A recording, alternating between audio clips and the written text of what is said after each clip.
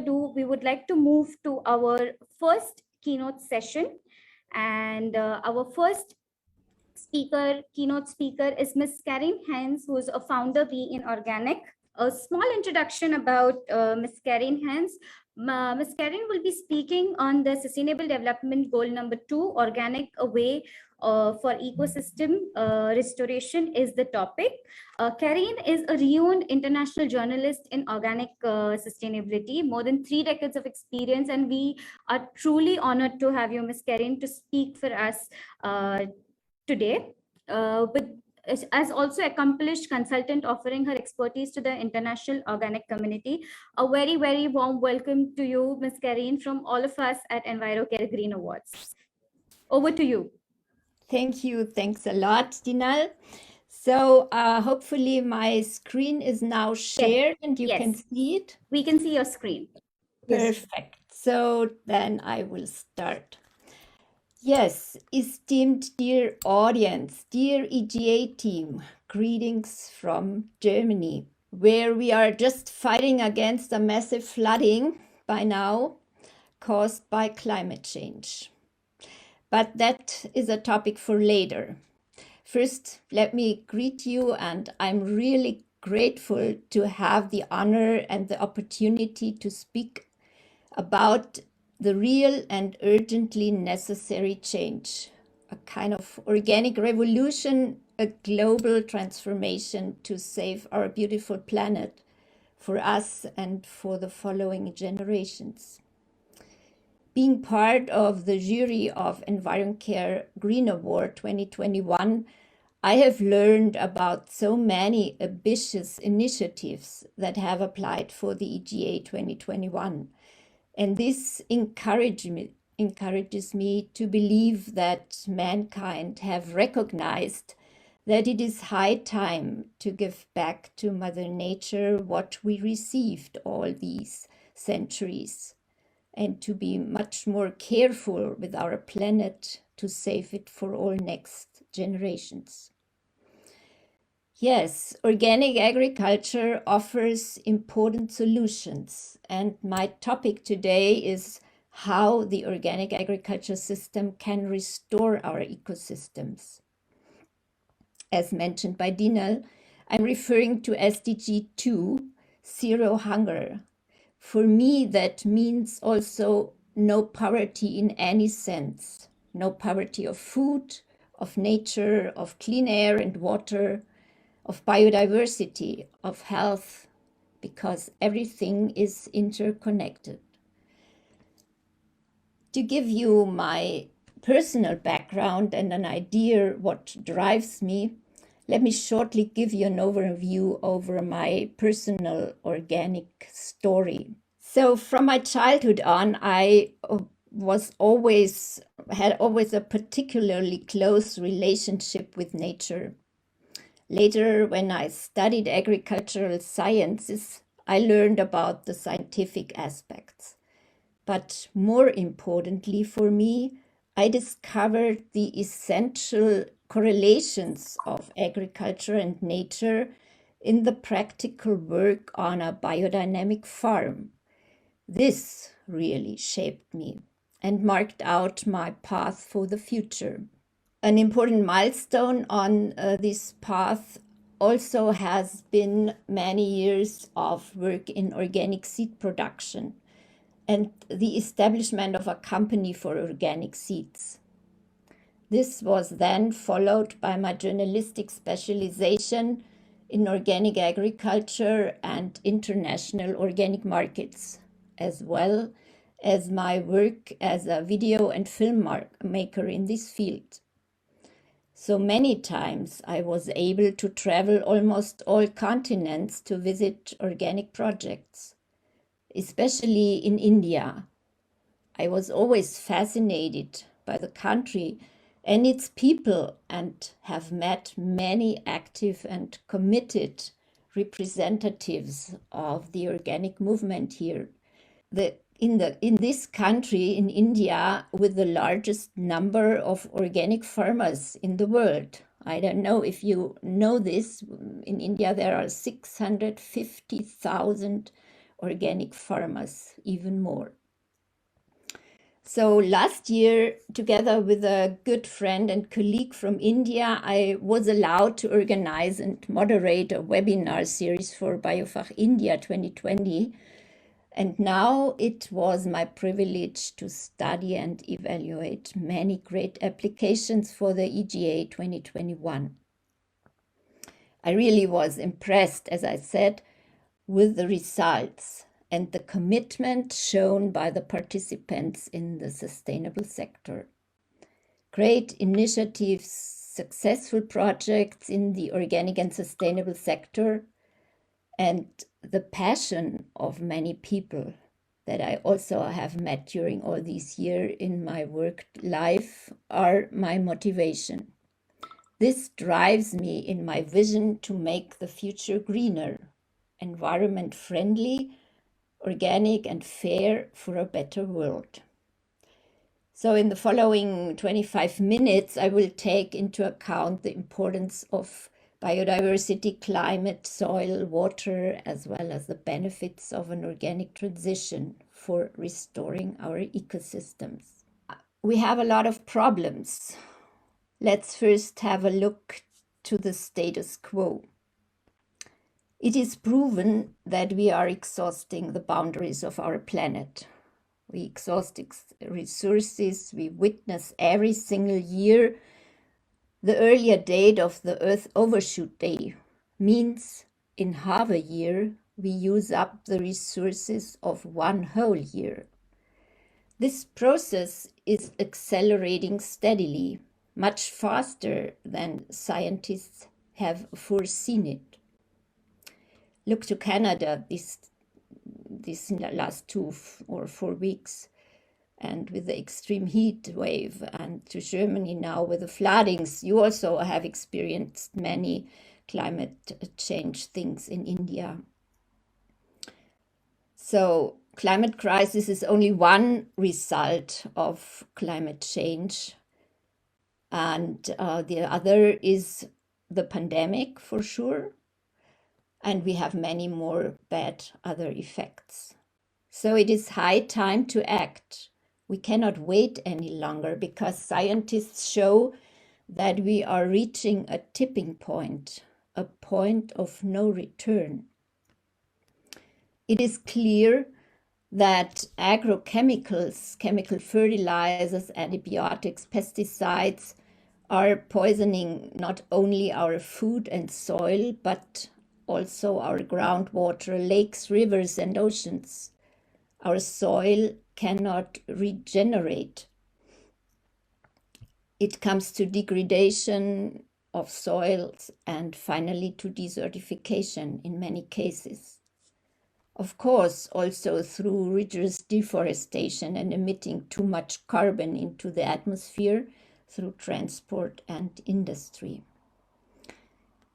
Yes, we must learn to be more mindful with our precious natural resources as Mother Nature benefits people and the planet with its gifts. Recently, I attended a UN FAO webinar where a speaker said, "The well-being of nature and humans is inseparable. If we harm nature, we harm ourselves." And I completely agree to this. So let's have a deeper look to climate change. What if scenarios? I often wonder if we really are aware of how serious climate change harms our ecosystems, including our well-being, or let's better say, the possibility to live on this planet. Different scenarios of rising temperatures of the World Climate Council show the very dangerous effects.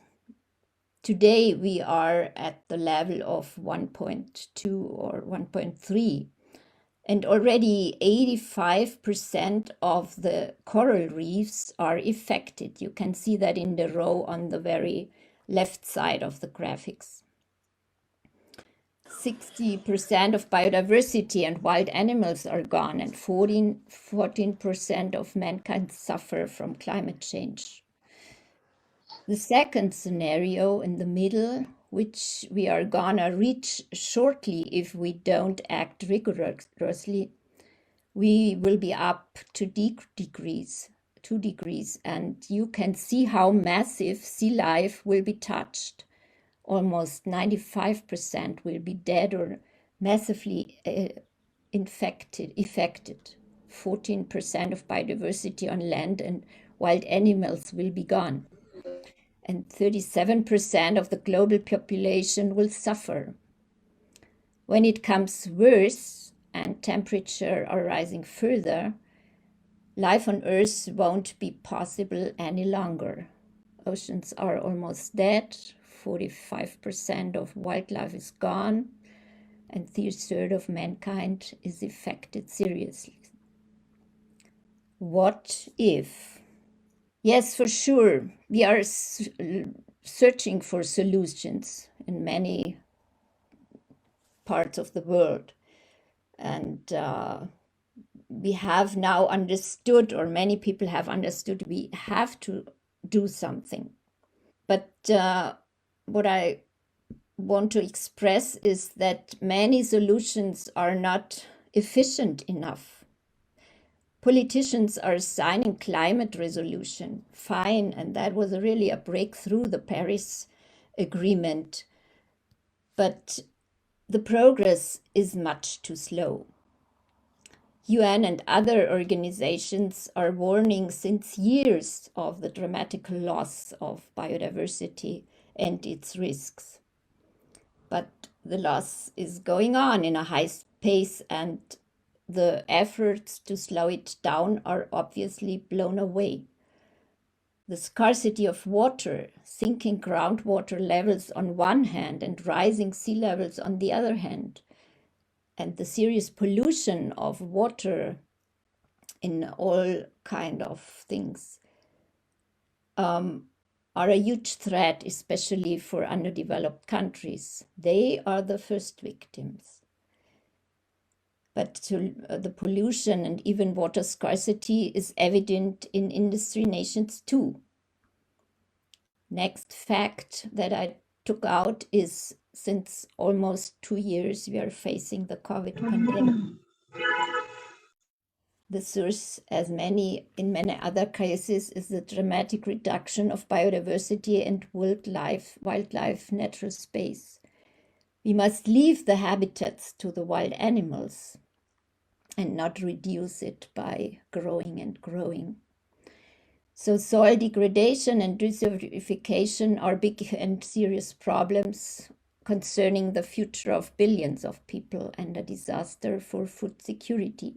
The idea of agro-industry to put even more fertilizers or use GMOs is, from my opinion, not a sustainable and future-oriented way.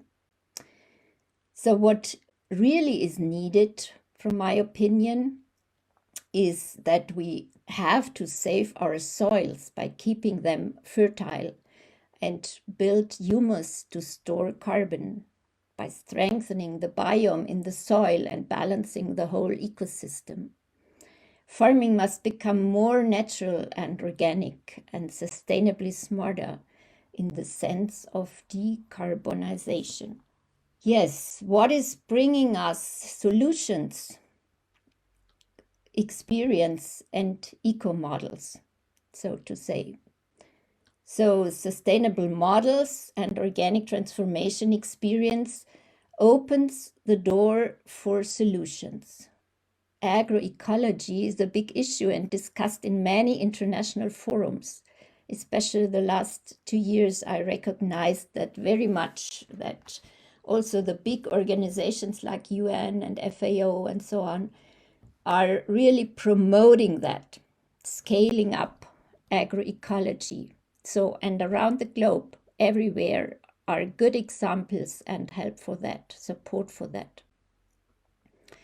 So there are many initiatives that are already active in this field, and from farming to research and in many ways that you can see on the left graph. On the right side, you can see an eco-transformation model of IFORM Organics International, the rooftop organization of the global organic movement. So enabling environment is a central point there that leads to structures and institutional development and finally transition. And yeah, that's the way. I won't get more into details because my time is limited, but let me tell you a bit more about the framework of sustainability.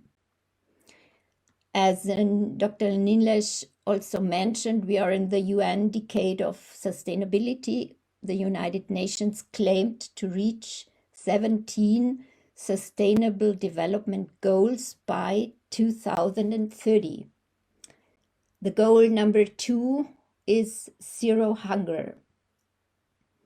In the details of the goal, you can find some very interesting description how to reach this aim, how to realize it. So among others, it is written, and I quote that, by 2030, ensure sustainable food production systems and implement resilient agriculture practices that increase productivity and production, that help maintain ecosystems, that strengthen capacity for adaptation to climate change, extreme weather, drought, flooding, and other disasters, and that progressively improve land and soil quality. That's exactly what the organic movement tries to do since centuries. And let me tell you, especially the organic agriculture movement, as I said just before, will provide a kind of richness, will avoid hunger and poverty. It is a richness when we put our efforts in saving our soils by keeping them fertile and build humus. Humus is a kind of very rich material, so it provides so much richness to the earth, to us. So building humus by strengthening the biome in the soil and balancing the whole ecosystem. It's also a carbon sink. And again, to get it wrapped up, farming must become more natural and organic and sustainable, smarter. For example, it is a fact, and that I read really this morning on Twitter from released by a good colleague from the Netherlands. It is a fact that organic yields are up to 40% higher in times of drought. So you see this positive effect of humus. It can take much more water than completely unrich soil. So the system of organic agriculture not only supports the restoration of healthy, fertile soil, lively soil with humus, but it also provides to produce healthy food without using agrochemicals that are harmful for us and for the planet. It gives the soil back the capacity to regenerate. So the natural measures of green manuring, composting, crop rotation, legumes, and other effective ways to build humus and to keep the soil lively and self-regenerating. So it also is maintaining the biodiversity of flora and fauna is not less important. This is not less important to keep the natural balance of our ecosystem and to save the natural resources in a sustainable way. I mean, sustainable means don't take more than nature can restore, and we really have to keep that in our minds. So this is all quite essential to stabilize our global climate and don't fire the heating of the earth and all its deadly consequences. Yeah, as also Dr. Amrutkar mentioned, this deadly consequences like melting poles, glaciers, permafrost soils, changing the global sea streams, and we have heavy forest fires and all these things. Yeah, so that's the bad, all this bad. I hopefully I did not overwhelm you with this. But now let's come to kind of, the organic success stories. And this begins by every single person. So more and more people are aware of the benefits of an organic lifestyle. More and more people are convinced that we can't go on as usual. So the demand for organic food is heavily rising because a rising number of consumers trust in the benefits of organic for farmers, for our earth, and for their own health. And even politicians understand that the agro-industrial system need to be changed. Look at the brave step of the government of Sri Lanka to stop the import of all agrochemicals and to go organic 100%. The EU gave out the goal that 25% of the EU should become organic by 2030.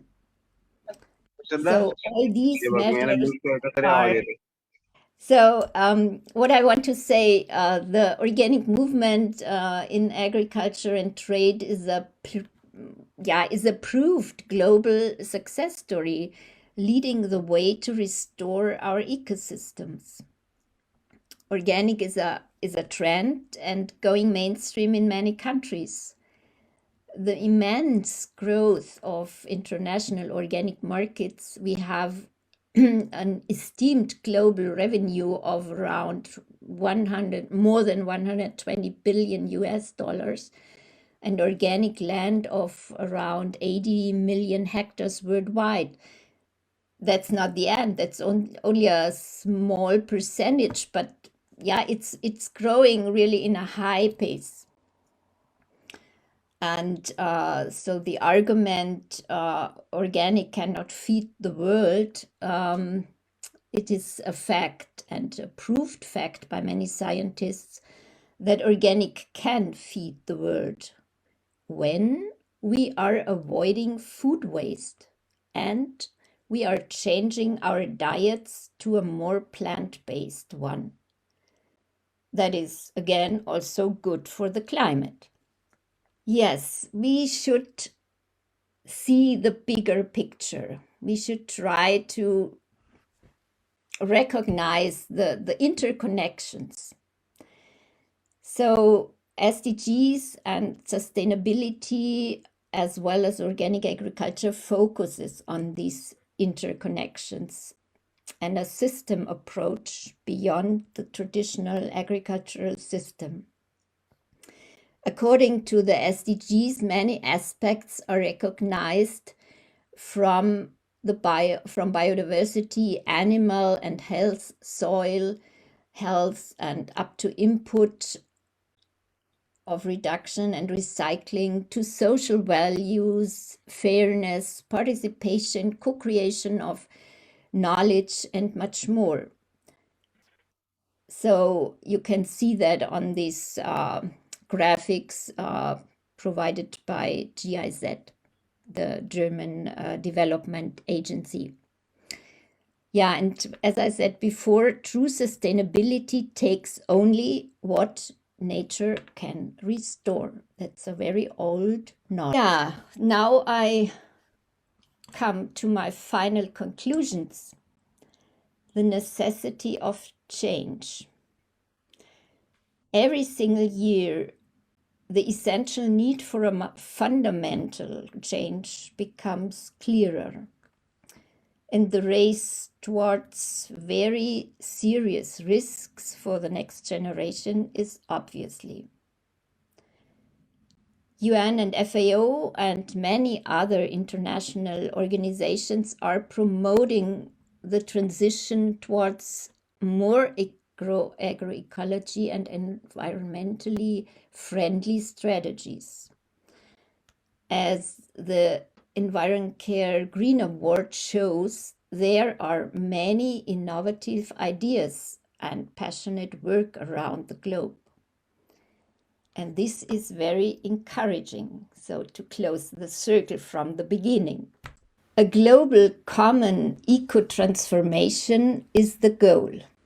And every single initiative and measure and effort that is leading in this direction to avoid negative environmental influence is important. Every single and even small steps are important. So that's what also Dr. Amrutkar means with his PSR. He told us that before. Yeah, so this is about encouraging, empowering, inspiring, innovating, and EGA 2021 and further will be the platform to do this. Let me come to the end. I will thank you very much for listening, and I hope you feel inspired and encouraged to support the transformation to a new, organic, sustainable, healthy, social, and fair lifestyle. Thank you so much to the initiative and the commitment of Envirocare and Dr. Nilesh Amrutkar and all the team that really did a very amazing work. And to all these people who applied and their passion to fight for an environmentally friendly, sustainable world.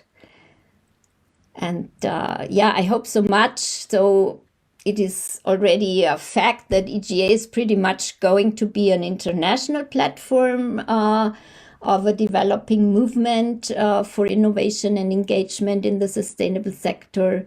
So please, let's keep in touch and network to bring things further. Thank you very much to all of you. Thank you, Ms. Karen. Let me tell you before I give you compliments on the presentation, you have been surprising us every time. And compliments to you on the presentation. The points are completely relevant. And the highlight is the framework of sustainability that has been presented. Amazing. And thank you so much. Also, the very interesting fact that is going to be my favorite part is the solution. Also being mentioned by Dr. Aveen in the comment section, that solution is the solution. And rightly said by you, today in this world or currently, network is the net worth. So of course, we will stay connected always. And thank you so much. Thank you once again for gracing the occasion. It's my pleasure. Thank you so much. Thank you. Thank you, Ms. Karin.